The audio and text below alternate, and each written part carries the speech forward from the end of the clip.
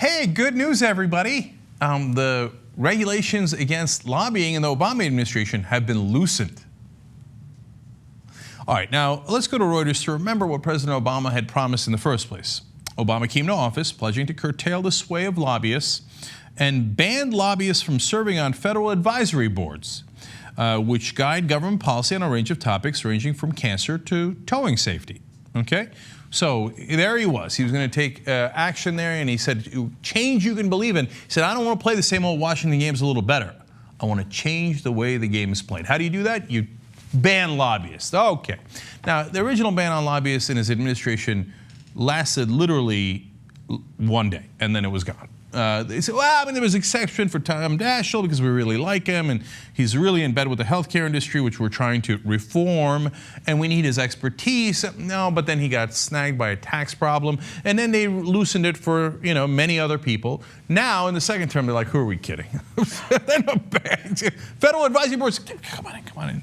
Reuters explains.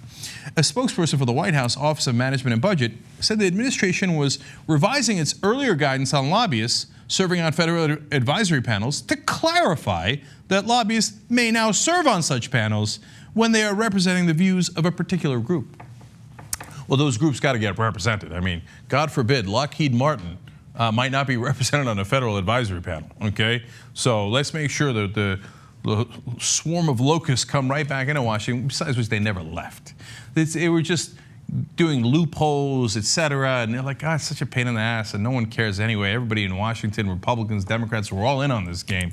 Let's just drop all pretenses. Besides which, President Obama is not up for re-election. He doesn't have to pretend anymore that he's going to bring you change. He's not going to, okay? It's not going to change the way Washington works at all. The Washington works exactly as it did before.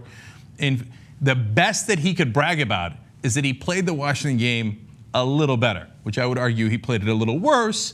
But if you're a big Obama supporter, you say, hey, Obamacare and this and that, he played it a little better. Did he actually change? Can any Obama supporter with a straight face say that he changed the way Washington works, where the special interests, the donors, the lobbyists have all the power? Can really? So please tell me, anybody with a straight face, can you say that? Of course you can't say that. No, but even the biggest Obama supporter in the world couldn't possibly say that with a straight face.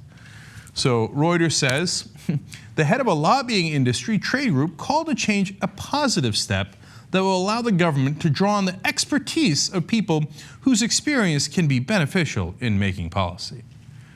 You see, they have expertise in the industries that will be ruling us, and so their expertise is very important and needs to be on this panel and to be heard from.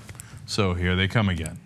And just so we're clear on this, the president of the Association of Government Relations Professionals, recently I did a story about that. They changed the name. They're not lobbyists for lobbyists anymore. The lobbyists are now government relations professionals. Very clever. Well, the head of that group said, quote, in case you weren't sure, in case you were saying, hey, Cenk, maybe this is a minor little thing and you're blowing it out of proportion. No, the head of the lobbyists said, quote, it is a significant change. In other words, that's him saying, thanks, Obama, but actually meaning it. Thank you, Obama, we appreciate it. Change. That was a good one. Change.